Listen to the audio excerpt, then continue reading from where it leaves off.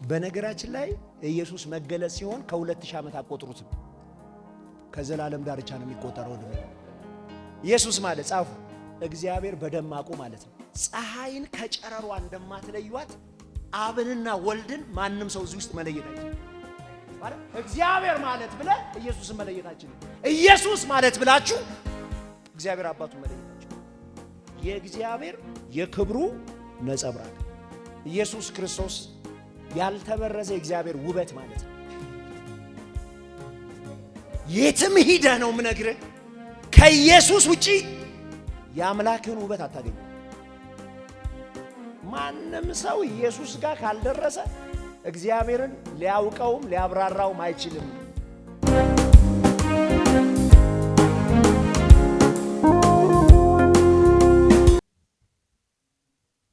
ለዚህ ነው ራእይ ምዕራፍ 4 ቁጥር 11 ላይ ክብር ሲያቀርቡለት ታያላችሁ። ረጋ ብላችሁ ስለ ጌታችሁ ስሙኝ። ክብር መስዋዕት ሲያቀርቡለት ታያላችሁ። ጌታችንና አምላካችን ሆይ ክብርና ሞገስ ኃይልም ልትቀበል ይገባሃል አሉት። ለምን? አንተ ሁሉም ፈጥረሃልና። እስኪ አሜን በሉ። በፍቃድህም ተፈጥረዋልና ሆነዋልና።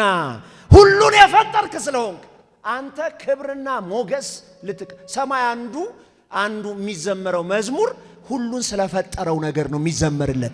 ክብርና ሞገስ ልትቀበል ይገባል ሁሉን። ስለዚህ ጸሐፊው ብዕሩን አነሳና እናንተን የተናገራችሁ ክርስቶስ ምን ያለ ነው አለ? ሁሉን የፈጠረ ነው። ይሄ በጣም ከባድ ነገር ነው። አሁንም የ33 ዓመት ልጅ ይሄን ሁሉ ዓለም የፈጠረው ይሄ ልጅ ነው ብትባሉ ችግር ነው። ፈሪሳውያኖች አንድ ጊዜ ጌታ በባህሪው ታውቃላችሁ ማንንም ለማስደሰት ማንንም ለማበሳጨት የማያወራ አገልጋይ ቢኖር ጌታ ኢየሱስ። ሊያናዳቸው ይመስላቸዋል ባህሪውን ሲናገር። እኔ ነበርኩ ከጥንት ምናምን ሲላቸው ይላል እና እኔ እሱን ሳነብ ቤት ብቻዬን ነው የምስቀው። በቃ አብርሃም ከመፈጠሩ በፊት ነበርኩ ይላቸዋል። እስኪ ነበረ በሉ። በነገራችን ላይ ኢየሱስ መገለጽ ሲሆን ከ2000 ዓመት አቆጥሩትም ከዘላለም ዳርቻ ነው የሚቆጠረው እድሜ። አንተ ከአባታችን ከአብርሃም በልጠ ነው አሁን እንዲህ ምናምን ሲሉት 50 ዓመትም አይሞላ ልጅ አሉት። አብርሃም ሳይፈጠር ነበርኩ አላቸው። ስትመጡበት በማንነቱ ታውቃላችሁ። እውነቱን ነው የሚነግራችሁ። ነበርኩ ነው የሚላችሁ። እስኪ ድምጻችሁን ከፍ አድርጉና አብርሃም ሳይወለድ ኢየሱስ ነበር በሉ እስኪ። አዳምም ሳይወለድ ዘፍጥረት ሳይጀምር ፍጥረት ሳይል ኢየሱስ ነበር። አሁን እድሜ ሊያወጡለት ፈለጉ። የሚገርም ነገር ላሳያችሁ። አንድ የበራለት ሰውዬ እሱን ያወቀበት። አንድ ጊዜ ዮሐንስ የሚያጠምቅበት ዮርዳኖስ ወንዝ ድረስ ኢየሱስ ክርስቶስ በእግሩ ሄደ። እንግዲህ የ6 ወር ልዩነት ያላቸው አንድ አካባቢ ለአንድ ፕሮግራም የተወለዱ ናቸው። ምን ይላል መሰላችሁ? የጮኸ ዮሐንስ እያጠመቀ በመካከላችሁ ይላቸዋል ከኔ የሚበልጥ የሚለው እኮ በውልደት ካርድ ቢሆን በ6 ወር ይበልጠዋል። ታላቁ ነው። ዮሐንስ ኢየሱስን የተረዳው በውልደት ካርድ አይደለም፣ ከዘላለም ክብሩ ነው የተረዳው። አይገርምም? አንድ አለ ከኔ የሚበልጥ የዘመን ቁጥር የሌለው ይላቸዋል። በመካከላቸው ደግሞ ጌታ ኢየሱስ ክርስቶስ ከኃጢአተኞች ጋር ተሰልፏል። ጠጋ ጠጋ ይላል። የጥምቀት ተራ እየጠበቀ ጠጋ ጠጋ ይላል። አይገርምም? ሰልፍ ይዞ ነው። ያኛው እየነከረ ግን አንድ አለ የመጣለ ከኔ የሚበልጥ ነው አለ። በምንም የማልስተካከለው አለ። የጫማውን ጠፍር ልፈታማ ይገባኝ አለ። የዘመናት ንጉሥ ኢየሱስ ደግሞ እንደዛ ሲለው ሞቅ ብሎት ዞር በሉ አላለም። ሰልፉን ይዞ ይሄዳል። አሁን የኃጢአተኞች ወረፋ ያገኛችሁትን ሰው ሁሉም ፈጥሯል ቢባል ከባድ ሰባኪ ያስፈልጋቸው ነበር። ይሄ ሰውዬ ግን የኤልሳቤጥ ልጅ አድርጎ አይደለም ያየው። ታውቃላችሁ? ማን ነው? ከማርያም የዮሴፍ ልጅ አድርጎ አይደለም የቆጠረው። ከኔ የሚበልጥ ይለዋል። በ6 ወር እኮ በእድሜ ይበልጠዋል።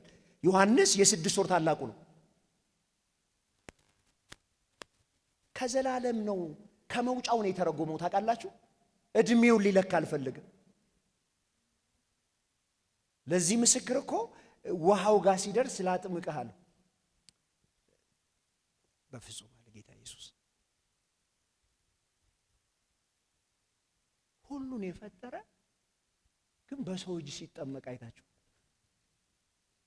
የሁሉ ፈጣሪ ሆነ ዓለማትን የፈጠረ ይህ አይነት ድንቅ ንጉሥ ነው ያለን። ይሄ ነው ቅኔያችን መሆን። ይሄ ነው ልባችንን ሊሞላ የሚገባው፣ ጆሮዎቻችን ሊነቁ የሚገባው። ትልቅ አለ በመካከላቸው ላይ ከዘመናት የሆነ በጣም ረቂቅ ሁሉን የፈጠረ መጥቷል ይላቸዋል። ሰልፍ ይዞ ግን አይገርምም? እኛ እንኳን ጋላክሲ ፈጥረን አይደለምና ወሬ ፈጥረን እንኳን እንቻለን። ወሬ ኢየሱስን ሁለት መገለጥ ስናገኝ ማን ይችለናል?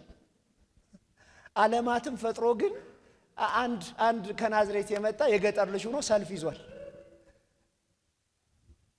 ግን ገና እኔና እናንተ ኦሮሞኛ፣ አማርኛ፣ ትግረኛ፣ ጋሞኛ ሳንጀምር ዓለማትን ፈጥሯል እሱ። እኛ ሳንመጣ ወደኛ የመጣው እኛ ሳንመጣ የነበረ ነው። ዓለም ሳይፈጠር የነበረ ነው። ከጥንት የነበረ ነው። ይሄ እግዚአብሔር በመጨረሻው ዘመን የተናገረበት ኢየሱስ አለ ዓለማት ሁሉ የተፈጠሩበት ነው። አልፋና ኦሜጋ የሆነ ግን በሰው ሳይዝ ተመላልሶ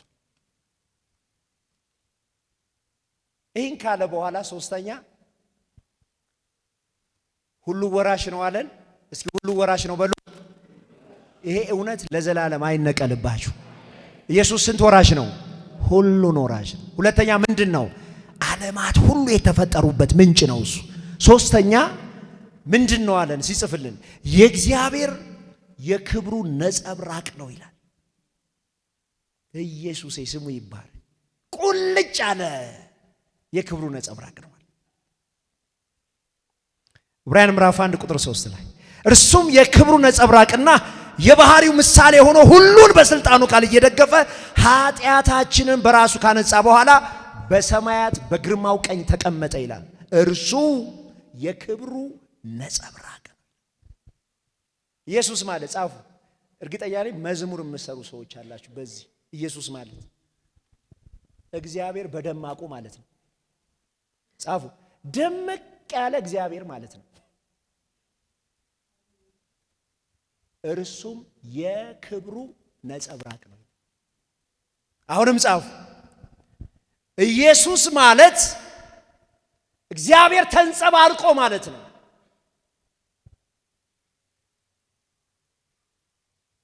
እግዚአብሔር ተንጸባርቆ ማለት ነው።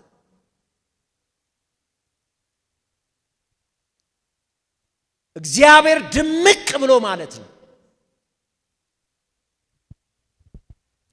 እግዚአብሔር ግልጽ ሆኖ ማለት ነው። አንድ ሰው ከኢየሱስ በኋላ የሚፈልገው እግዚአብሔር ካለ ኢየሱስ ያስቀረብን እግዚአብሔር አለ ማለት ነው።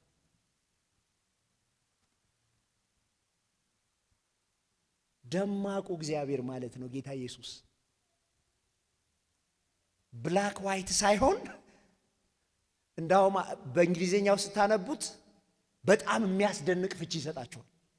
የእግዚአብሔር ብራይትነስ ነው ይላል። ድምቅ ሆኖ የመጣው እግዚአብሔር ይላል። ድምቅ ብሎ የመጣው እግዚአብሔር ይላል። ተጨማሪ የለው። ልክ በፀሐይና በጨረሯ መካከል ልዩነት ታመጡልኛላችሁ? ፀሐይንና ጨረሯን መለየት የሚችል ሰው ወይም ነጸብራቋን መለየት የሚችል ሰው አለ እዚህ ውስጥ?